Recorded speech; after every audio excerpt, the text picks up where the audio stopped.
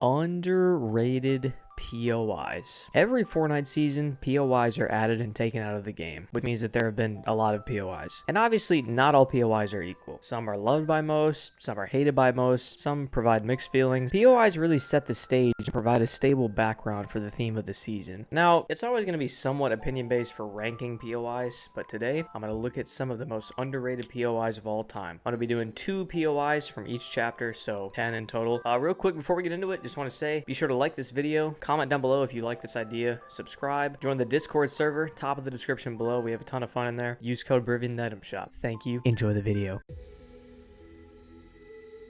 Number 1, we got Tomato Temple. I'm gonna be honest, I kind of struggled to pick 2 POIs from chapter 1 to label as underrated because I feel like everything's pretty properly rated. I do think that Tomato Temple is a bit underrated though. The reason I believe it's underrated is because I think people kind of lop it into the same category as Tomato Town, and that's not a good thing, by the way. Tomato Town is in kind of an awkward spot because OG players don't really want to admit that it was a bad POI because it's been around since day 1 pretty much, but make no mistake, it was a bad POI, to me at least. But as far as Tomato Temple goes, I feel like nobody ever really gives it a chance. Tomato Temple is significantly better than Tomato Town in my opinion.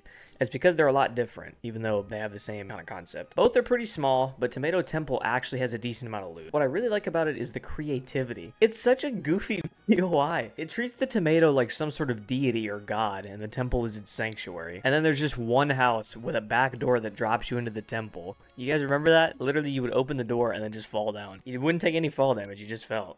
It's such a troll. It's so goofy, but it's also really cool at the same time. Overall, I'm not going to sit here and lie to you and say it's a fantastic POI, but I feel like people should give it a little more credit than they do. Number 2, we got Happy Hamlet. Happy Hamlet was a quaint little town that sat on the very southwest end of the Season 7 map. I think its location probably contributed to its underratedness because, you know, it's right on the edge of the map. It felt very Christmassy, so it fit the vibe of Season 7 perfectly pretty much. I also really like the style of architecture that all the buildings had. Now, I'm not going to sit here and pretend like I know architecture at all, but it kind of feels like it's loosely based on some small European town that's obsessed with Christmas. It's a very cozy POI. I really like it. As far as loot goes, it had one of the highest chest spawn rates in all of Chapter 1. It's either chest spawn rates or like chest counts, I forget. So it definitely had enough loot for everyone that landed, and also nobody ever landed there, so that was never really a problem. Season 7 had a great map, and I think other POIs get a lot of the love that Happy Hamlet should get, if that makes sense. And I am kind of biased because I love the snow biome. Happy Hamlet is really the epitome of what vibe the snow biome gives off. Number 3, we got Steamy Stacks. I guess POIs on the outskirts of the island just don't get a lot of love. Now, this is one of the best competitive drop spots of all time. It's a relatively large POI, lots of loot. You could get max metal pretty much every game. You had guaranteed movement with the big air funnels. And in Season 2, you could absolutely annoy kids at the yacht. And you could also get the mythic AK if you played your cards right, or the dual pistols, which those are trash, but anyways. It's also a pretty creative idea with the power plant concept. I mean, we've never seen that before. I just learned that it relates to the lore. It's a cube-powered power plant owned and operated by Kevolution Energy. Anyways, that's a pretty cool little candid thing that relates to the lore. I don't think any major events happened at Steamy Stacks throughout Chapter 2, but that's kind of why I liked it. Epic never really touched Steamy Stacks throughout all of Chapter 2. It was one of the few consistent things in the game at that time. And as far as location goes, there's not a lot around it, so that's probably why it gets slept on. And also because there were just a lot of really good POIs in Chapter 2. Number 4, we got Bony BBS. Now, I'm gonna keep it a buck with you. I did not like this POI at all when it was introduced. Partially because it was introduced in Primal, which sucked. I kind of just didn't give it a chance because I hated the map changes at the time. I think I landed Bony BBS for like my first game and then didn't touch it for the rest of the season. But then Season 7 happened, and I actually gave it a chance. Bony BBS is really just a caveman version of Salty Towers, but I liked it a lot more. And keep in mind, I am a firm believer that the Chapter 2 Season 5 map was terrible. The whole sand biome was absolutely bland, and it kind of ruined my perception of Salty Towers. But when Season 7 rolled around, I decided to give it a chance, and I was pleasantly surprised. I kind of fell in love with it and started landing there like half of my games. I know that doesn't sound like a lot, but there were a lot of good little spots to land in Season 7. And also the little mothership minigame kind of made you land at different spots. So the fact that I stayed that consistent with Bony Burbs is impressive. Bony Burbs, it's a good POI. You have to give it a chance. Spider-Man, Spider-Man. And at number 5, we got Sleepy Sound. As its title states, I feel like many people sleep on this POI. Anyway, Sleepy Sound had plenty of loot. Water ran directly through the center of the POI, which I think was the first time we saw that. This is another one of those realistic looking POIs like Happy Hamlet. I feel like they have a different feel to them. I guess because you can rationalize it more since it looks like a place that could actually exist in the real world. On one side of the water, there was like 8 pretty big houses, and on the other side, it had pretty much everything else. There really is something for everyone in Sleepy Sound. A restaurant, which, by the way, has fish sticks on the front of it, so bonus points there. A motel, a nom shop, a couple houses with RVs next to them, a bar, and even a lighthouse. I really like how cute and realistic Sleepy Sound is. To be honest, not too many people would land here usually, but if you wanted action, Coney Crossroads was literally right down the road. Statistically, Sleepy Sound is a fantastic POI, and it had a really nice feel to it. Number 6, we got Rave Cave.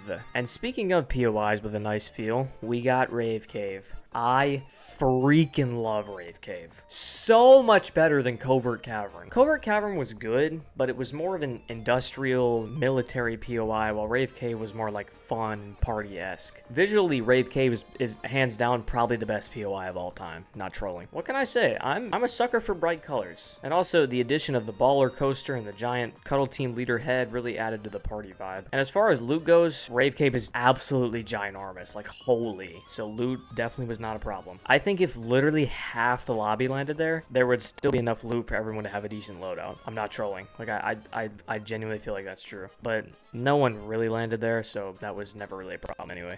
At least in my games. Rave Cave is the most fun POI of all time, hands down. And I truly think that people don't give it enough credit.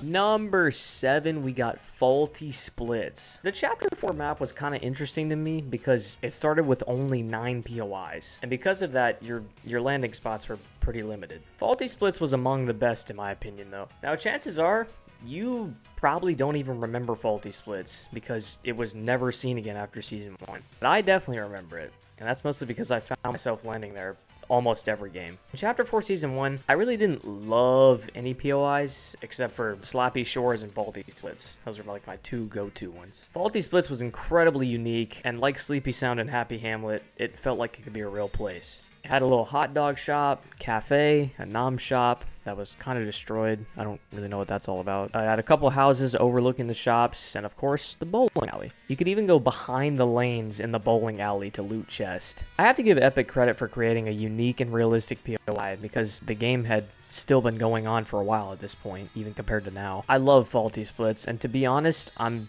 kind of sad they took it after the game after only 1 season. Not to mention, they replaced it with Kenjutsu Crossing. Bro, like, what? Now, Faulty Splits wasn't a huge POI, but it could definitely support 3 or 4 full squads pretty comfortably. I love Faulty Splits, and I hope they bring it back in some way in the future. I know they're not going to, but just let me have some hope, alright? Number 8, we got Shattered Slabs. I'm not gonna lie, it took me a while to appreciate Shattered Slabs. I love the concept, like an old rock, stone quarry type deal. It was kind of like a combination of Shifty Shafts and Dusty Divot. As far as loot goes, it had a decent amount, but it was a little weird fighting there because there wasn't a lot of cover. There were only like 4 little houses and they were all on the outskirts. I will say it did have a boss and a vault. I actually forgot about that. The boss would drop the heisted breacher shotgun as well as the key card. Like I said, it takes a while, I feel like, to appreciate Shattered Slabs, but it eventually will happen. It's definitely not an every game you land there type deal, just once every few games. And at number 9, we've got Ritzy Riviera. Now, obviously, these POIs are subject to change because we're not done with Chapter 5 yet. But as of now, Ritzy Riviera is on my list. Just like Faulty Splits, this POI was taken out of the game after just 1 season. However, I really like this POI. And I do see why it gets slept on. I mean, it looked and felt very similar to Snooty Steps, and Snooty Step was arguably bigger, and it had a mythic boss, so there was really no reason to land at Ritzy Riviera. So I see why it gets slept on. Very unique POI. I don't think it's quite as defined as Faulty Splits or Sleepy Sound per se, but it's got some cool features like docks and boathouses, as well as its own little lighthouse tower thingy. What was this even supposed to be? Like, what? Hello? Anyways, it also had a boss that dropped a key card to the vault. And during the Teenage Mutant Ninja Turtle collab, there were sewer holes in the ground that would take you to different spots. Anyways, this is another pretty good POI, and I remember after Season 2 launched, and I saw it got taken out, I was like, where am I gonna land now? Yeah, I landed there quite a bit. And number 10, last but not least, we got Classy Chords. I'm not gonna lie to you, I don't really land Classy Chords, and neither does anyone else. Kind of contributes to it being slept on, so that's good. Guaranteed I'm not gonna get yelled at for this one. This is definitely slept on. This is probably the smallest of the POIs on this whole list, but I really like the idea. It's very simple. It's just a couple buildings along with some tennis courts, but it feels very warm. During Winterfest especially, Classy Courts, it was so cute, man. Had a little Christmas tree in the middle of the square and some other little decorations on the buildings. It really does feel like a lonely country club. And as far as loot goes, you could maybe get away with having 3 full squads land here and get decent loot, but even that might be a little bit of a stretch. There was also a train station just a few meters away, so that was cool during Season 1. And also, I think this season you can get the Mythic Auto Shotgun, which is kind of strange, but okay, I guess.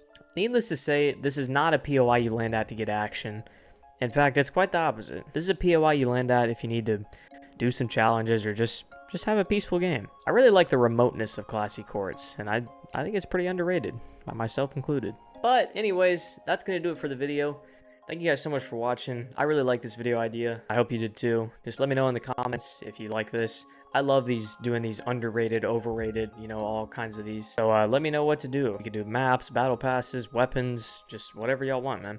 Just be sure to like if you like this video, subscribe, join the Discord server, top of the description. Use code Riven in the item shop. Love you, and I'll see you in the next one.